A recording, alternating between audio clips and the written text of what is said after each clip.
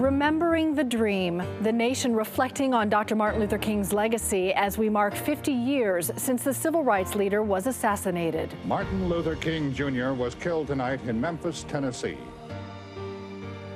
5 decades later, King's message is as important as ever, forcing a nation to confront racial inequality. We've got some difficult days ahead, but it really doesn't matter with me now, because I've been to the mountaintop. From Memphis to Washington, D.C. to Dr. King's hometown of Atlanta, thousands honoring his life and his work, and the clarion call for change in this country that still drives many. I'm sure they see that we have not even scratched the surface of what can be or what could be. Right now, across the country, the conversation is focused on the assassination of Martin Luther King Jr. and the fact that 50 years after he was killed, Dr. King is still challenging the way people think. You see the proof here, mapping the millions of posts using the hashtag MLK50. It is the #1 thing you are talking about today. And it's why we are dedicating the top of our show and a team of journalists to reflecting on his life and looking out how his legacy continues. And we start with Jeff Hullinger at the King Center. Jeff? Cheryl, it was 50 years ago today the trajectory of the country was forever changed by the assassination of Dr. King by a racist convict in Memphis, Tennessee, who was then able to escape. But today, this has been a day of great reflection, not only here in this city, but also all around the country, thinking about where people were on this day, the time that they heard that Dr. King had been killed, and how it changed so much in this country, how everything was different after he was killed. Very somber moments here at the King Center. Dr. Bernice King was speaking here a short time ago, saying that she is angry every day of her life, thinking about the murder of her father and also the gun murder of her grandmother inside Ebenezer Baptist Church in the 1970s. In Memphis, 1968, a very different place as well, different place in the United States. But Dr. King was in town to try to help workers, sanitation workers, in the midst of a strike, staying at the Lorraine Motel. He was gunned down, and from there, his legacy became intact. Also in Washington, D.C., shortly thereafter, the Poor People's March. In fact, it was Dr. King who was then beginning to focus on the next chapter of his work, and that was going to be trying somehow or other to bridge the chasm between rich and poor in the United States. The organization, the organized march, the Poor People's March on Washington, D.C. would be led by the Reverend Ralph David Abernathy in his place. But you know, here we are all these years later, and these are still central issues of trying to understand how we can come together in this country between those who have and those who do not. The Martin Luther King statue in Washington, D.C. has been a place where many people have been visiting today, who have been standing, have been thinking about the issue of race in the United States, as seemingly over the decades it has become more polarized and certainly more difficult as well. The Lorraine Motel also today has been full of people that have stopped by to give their thoughts to Dr. King's life and also to think about their own lives and how perhaps it can be improved in the interaction between people of color, between whites, between Asians, between Mexican Americans, all of these issues, all of these people in this country that certainly have been defined by what Dr. King stood for in his life. A short distance from me, from where I'm standing right now, is Ebenezer Baptist Church, and Ron Jones is there. Ron, as we pulled up here earlier today, we saw great crowds coming in and going out as well. Yeah, a lot of folks here, and you already talked about this, a lot of diversity as well. And, you know, first of all, I just want to say it's an honor to be here at Ebenezer Baptist Church. And Jeff, I was 9 years old when Dr. King was assassinated. I was a young kid living in Oakland. This place was like a world away, but it brought it home after his assassination. Now, they have some events that are going to take place here in just a couple of minutes. Let me just give you a better perspective. You can see some of the folks that we talked about that were outside. They're now beginning to slowly fill this church. There's going to be a sermon there's going to be remarks given by several people. There's also going to be another speaker. We all know about her. This is Bernice King, Dr. Bernice King. She's going to be speaking as well. But something I want to point out that I think is so important. Dr. King's last sermon was in this building, and that was March 3rd, 1968, and the title of that sermon was Unfulfilled Dreams. And as we all know, April 3rd, 1968 is where he gave that famous mountaintop speech, or that mountaintop sermon, and that was in Tennessee. And during that sermon, as we all know, during the mountaintop sermon, he says, you know what, I may not get to the promised land with you, but I've seen the vision from the mountaintop. I've seen it from afar. And as if it was prophetic, the next day, as you know, he was assassinated at the Lorraine Motel there in Memphis, Tennessee. So once again, we do have a ceremony that's going to be taking place here within Ebenezer Baptist Church. Dr. Bernice King is going to be speaking, and then right when they wrap it up, they're going to step outside the church and lay a wreath. That's all part of the ceremony, Jeff. Ron, I'm like you. I was 9 years of age when this happened, and I remember where I was. I followed the news very closely as a young boy. I knew what I wanted to do at a very early age, and I remember hearing that news and being frightened by it. And, you know, there are so many thoughts, I think, that any of us who are old enough at that time to think about today and to think about Atlanta. You know, so many cities were immersed in violence after Dr. King's murder, but Atlanta was not one of them. And that is a great testimony not only to leadership at that time, but how the city has always dealt with issues of race and the difficulty of trying to find some common ground. And I think there's a certain irony here as we talk about the great issues facing Atlanta in the years ahead. And at the top of that list is gentrification, and that is this burgeoning city that is growing by leaps and bounds with so much money infused into it, pushing a lot of people out of their homes on the West End, a lot of poorer neighborhoods. It was one of the great issues of the mayoral campaign. I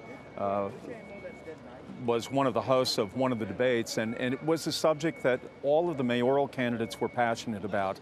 And it is interesting that here we are 50 years later, and that issue that concerned Dr. King so much, the issue of poverty, the chasm between rich and poor, is something that we still find vexing here all these years later in 2018. All right, we will have more coming up from the King Center and this very, very important day here in Atlanta and around the country. Cheryl, we throw back to you now.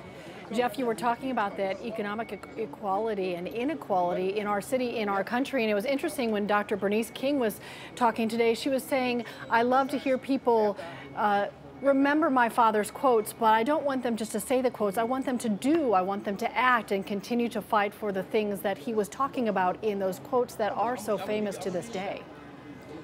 Yeah, absolutely. There was a call to action here, and I think if you hear Dr. Bernice King, whether it was in Memphis yesterday, she gave a very emotional speech, it was along those lines as well, trying to get people to vote, trying to get people involved in the system, trying to create the kind of change that her father called for 50 years ago, that in many cases is still unresolved here all these decades later.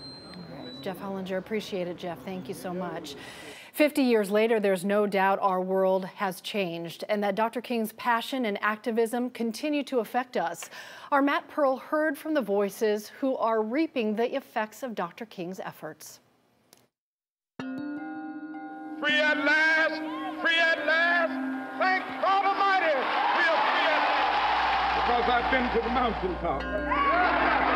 How long does one's shadow stretch? We have the right to walk to Montgomery if our feet can get us there. How far does one voice carry? How you doing, sir? Doing real well. Nice to meet you. Likewise. Nice to meet you. You're very welcome. Nice to meet you, too. We asked the voices that extend the shadow. My untold story about race and progress. What's your untold story? Wow. How the efforts of Dr. Martin Luther King Jr. Silent prayer. transpire today. I have so many thoughts on this, I don't even know where to go. It's making you aware of what has happened in the past and what we're dealing with now. The faces of America now have seen milestones that likely don't happen without the movement. I have no greater honor than being your commander-in-chief. When I was growing up, there never was a thought in my mind that we would ever see a black president. Certainly that was a moment when we said, wow, look at what Dr. Martin Luther King started. And the firsts and new heights have reached from the president through the people. Back then, you might not have seen the African-American out-of-school care providers such as myself. My current job, I'm the first woman that's worked into that department, and yeah, the second African-American that's worked in that department. I think that we're in a good place with progress.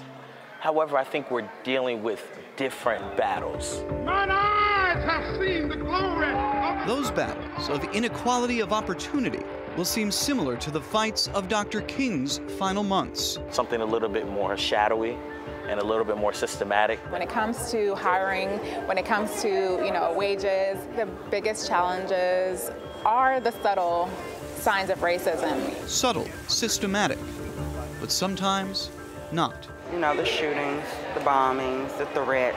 I remind my students, don't go all out by yourself. Yeah, you might get iPhones now, but I don't want you to be caught alone. You think of people like Sandra Bland and others, and you're just like, wow, is that still happening? Yeah, it is. At what point do the oppressed have an opportunity to raise hell? Activism exists as ever. Its lineage runs through Dr. King. Black Lives Matter probably would not exist if there was no civil rights movement. Its methods sometimes run away.